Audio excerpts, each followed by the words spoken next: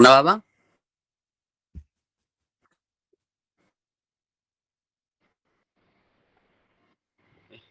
Sini lagi bang. Halo?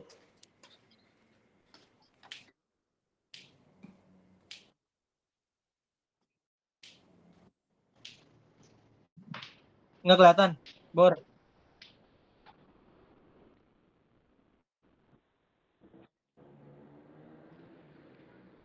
Udah bang.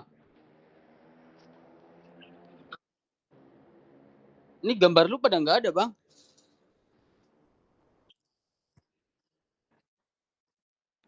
Oh ya oke. Ya selamat malam semuanya. Perkenalkan kami dari kelompok 6 akan mempresentasikan tentang identifikasi transaksi yang dilarang. Kelompok kami yang pertama yaitu ada Agung Ansori, dan yang kedua ada Khairul Bahrain, yang ketiga ada Rahman Fauzi, dan yang terakhir ada saya sendiri Yunus Saputra. Lanjut bang. Pendahuluan. Definisi transaksi yang dilarang dan pentingnya identifikasi. Ada 3, yaitu yang pertama ada 1. Mencegah kerugian finansial, yaitu melindungi perusahaan dari penipuan dan pencucian uang. Dan yang kedua ada menjaga reputasi perusahaan, yaitu mempertahankan kepercayaan pelanggan dan mitra bisnis. Dan yang ketiga, mematuhi peraturan, yaitu hindari sanksi hukum dan denda dari lembaga pengawas. Dibacakan oleh Khairul Bahrain. Oke, baik, saya akan melanjutkan. Di sini ada jenis-jenis transaksi yang dilarang. Mengenali berbagai jenis transaksi yang dilarang. Yang pertama ada penipuan dan kecurangan. Penipuan dan kecurangan adalah tindakan yang melibatkan upaya untuk memperoleh keuntungan secara tidak sah dengan cara menipu atau menyesatkan orang lain. Dalam konteks transaksi, penipuan dapat terjadi dalam berbagai bentuk, seperti penipuan online, penipuan kartu kredit, dan penipuan investasi. Nah, selanjutnya yang kedua ada pencucian uang. Pencucian uang adalah proses menyembunyikan asal-usul uang yang diperoleh dari aktivitas ilegal, seperti perdagangan narkoba, korupsi, ataupun terorisme. Tujuannya adalah untuk membuat uang tersebut tampak sah dan legal. Beberapa metode pencucian uang yang umum adalah memasukkan uang hasil kejahatan ke dalam sistem keuangan formal.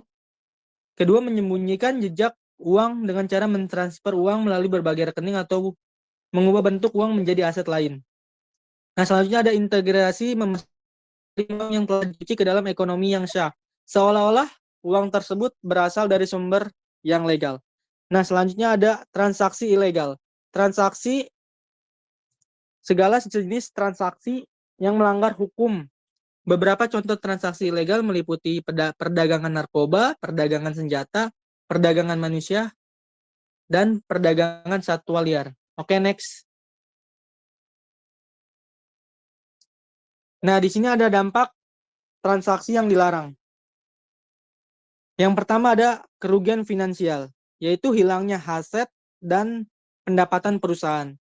Nah, kedua ada kerusakan reputasi, hilangnya kepercayaan pelanggan dan mitra bisnis.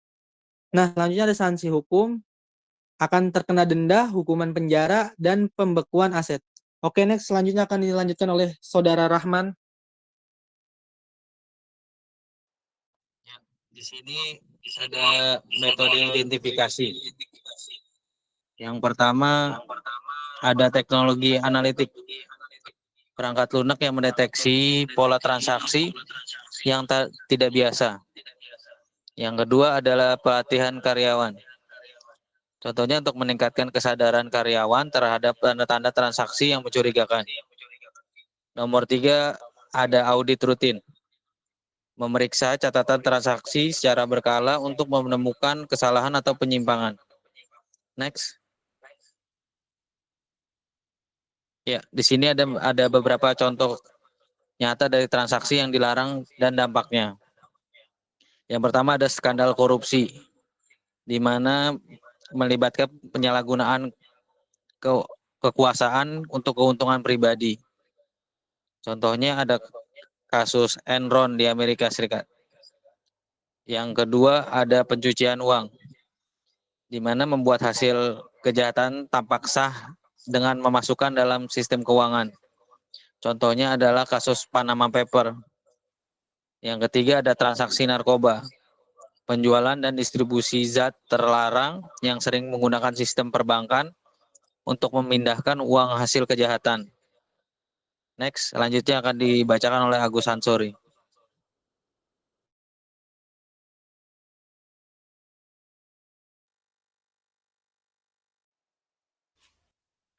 Ya, di sini saya akan memberikan kesimpulan dari presentasi teman-teman saya tadi.